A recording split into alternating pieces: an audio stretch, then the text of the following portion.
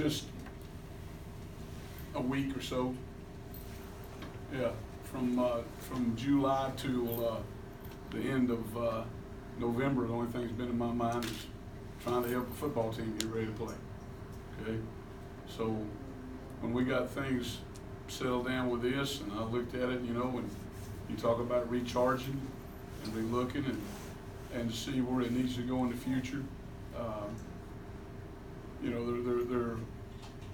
There are great challenges out there in front of you, and I just feel like this is the time that some other things in my life that need to get taken care of, I need to spend some time getting those things taken care of. Because you guys did make the playoffs and had the success, does that make it hard or easy to make this decision? I think it makes it harder. I think it makes it harder because if you weren't successful, you go, daggone it, I'll be there till we get it done right. And I think it's much harder when you feel like the program has experienced success and you feel like it's geared up and ready to go for more success in the future. Yeah, I think that's much harder. Coach, I know you've had a lengthy career here at Carson-Newman, but when you take time to reflect on all of it, what's kind of the first thing that pops into your mind? Oh gosh, just I guess relationships you've had with people, with players, coaches that you've been involved in. From being a player at Carson-Newman and being blessed enough to come back and coach here.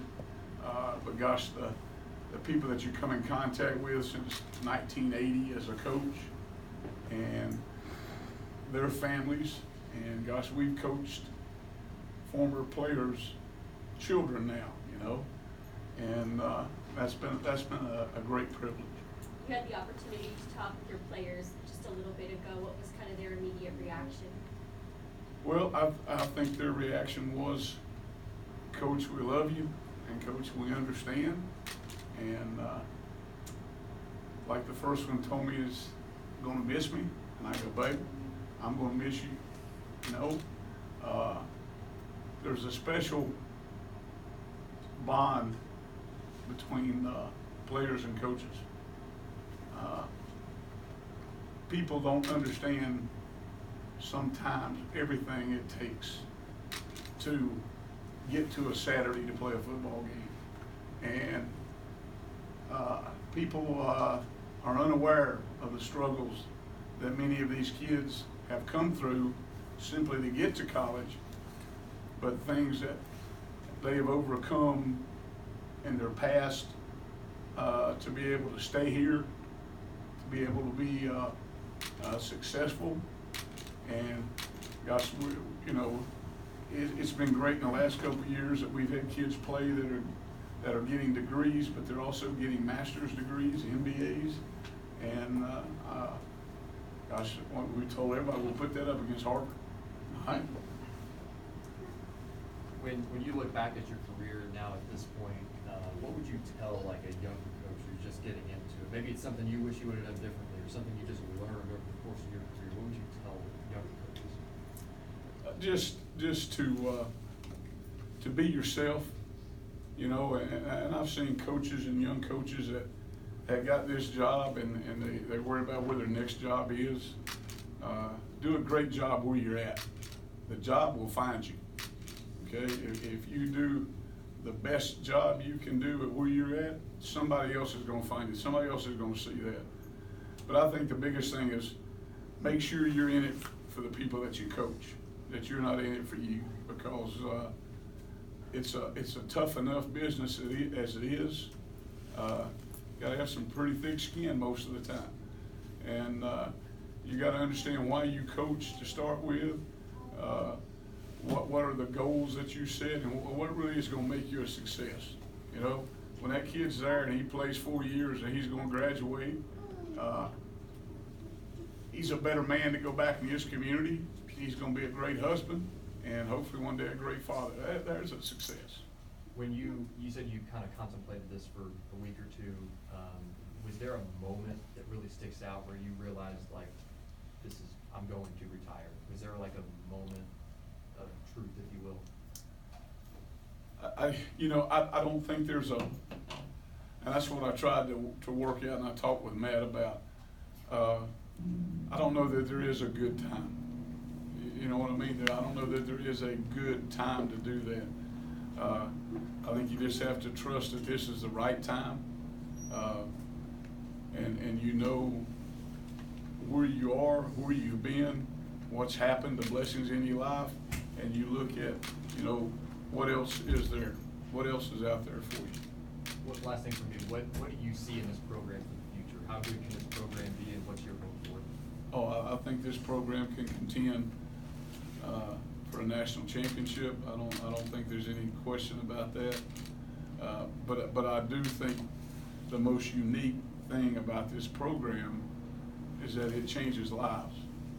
And national championships and all those things are great, but our lives being changed. You know what I mean? Our families being changed because of that. And to me, the greatest thing that this program does is that right there. And that, to me, is the great challenge, because this world, this country needs the Carson-Newmans to keep making a change and making a difference.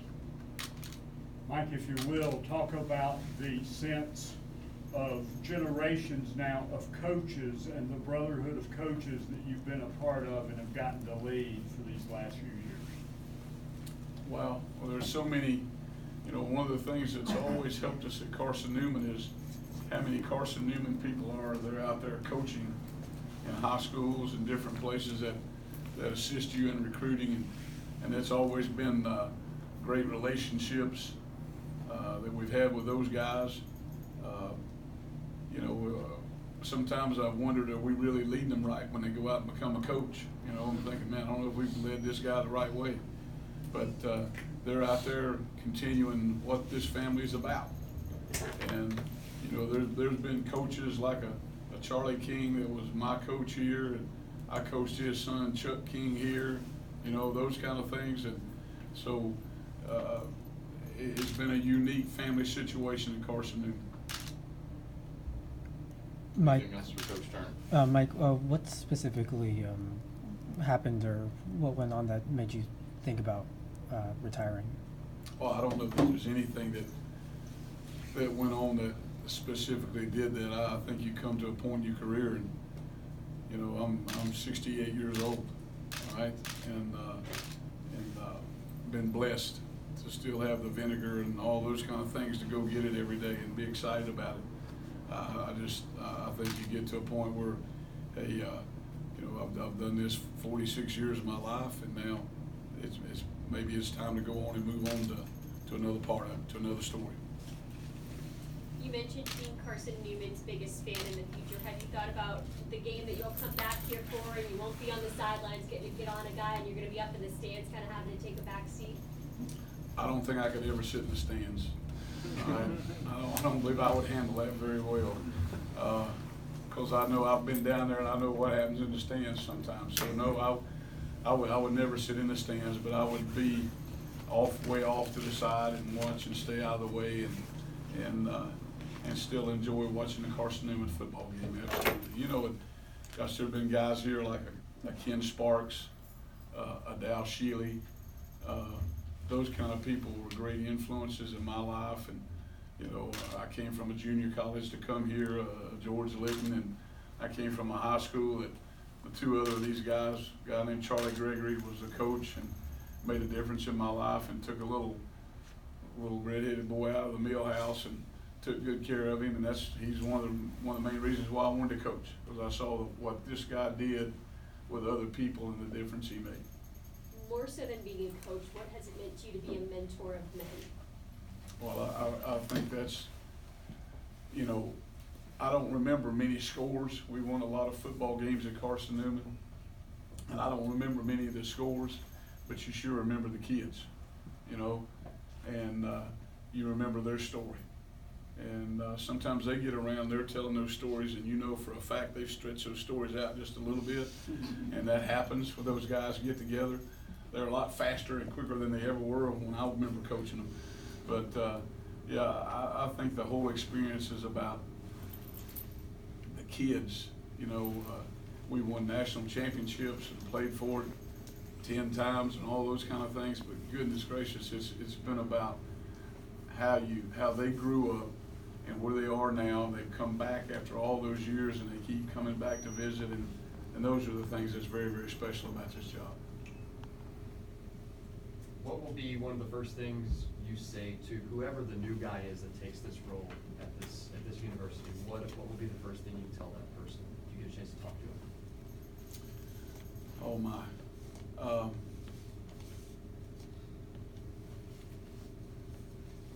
I think just make sure you understand that it's a privilege to coach at Carson-Newman. And it's like kids, we tell them it's a privilege to play here. And I believe in my heart it's a privilege to coach here. And make sure you cherish it, okay? Make sure you keep it as a privilege. And it doesn't get to be about you, but it gets to be about the honor it is to be a coach here. Anything else for Coach Turner?